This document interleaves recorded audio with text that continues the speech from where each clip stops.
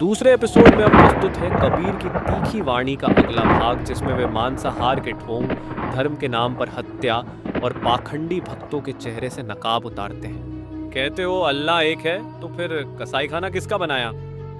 मंदिरों में घी जलाओ पर थाली में बकरा क्यों परोसते हो? जो प्राणी कांपता है मौत के डर से, उसे मारकर तुम क्या पाते हो, प्रभु या स्वाद? कबीर कहता है, धर्म के नाम पर जो हत्या करे वह भक्त नहीं, वह है महापापी। हत्यारा, बकरे की माँ कब तक खैर मनाएगी? आज तू खा रहा है, कल तुझे कोई खा जाएगा। हिंसा का चक्र ऐसे ही चलता है। तू मंदिर जाता है, घंटी बजाता है और फिर वही हाथ बकरी का गला काटता है। क्या तेरे भगवान को खून की गंध नहीं आती? जो जीवों से प्रेम नहीं करता वह ईश्वर से कैसे जुड़ सकता है?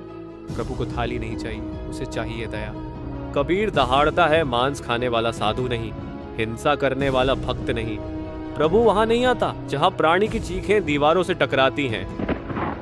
सत्य एक है, भोजन शुद्ध होगा तो मन शुद्ध होगा, और मन शुद्ध होगा तो प्रभु स्वयं तुम्हारे भीतर बैठेगा। इसलिए अगर तुम सच में प्रभु को पाना चाहते हो तो पहले अपने थाली को निर्दोष बनाओ, शाकाहार अपनाओ, क्योंकि दया ही धर्म है। कबीर की गर्जना मांसाहारियों को खुली चुनौती है। बकरे की माँ कब तक खैर मनाएगी?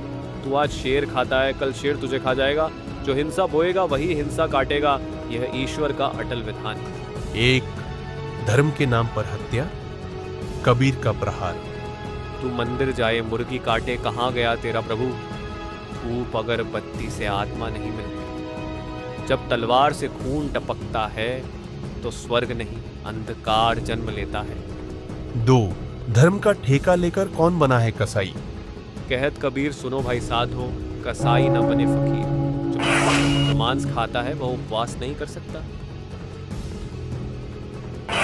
जो प्राणी की चीख सुने बिना सोता है वह ध्यान नहीं कर सकता। ईश्वर उसके द्वार पर नहीं आता जो दया के बिना धर्म रचता है। 3, ये कैसी पूजा जहां थाली में मौत परोसी जाती है? जो रुधिर पीवे भोज में, सो का कहो संत। क्या यही संत है? क्या यही भक्त है? जो थाली में मांस रख फिर घंटी बजा के कहे, प्रभु पधारो।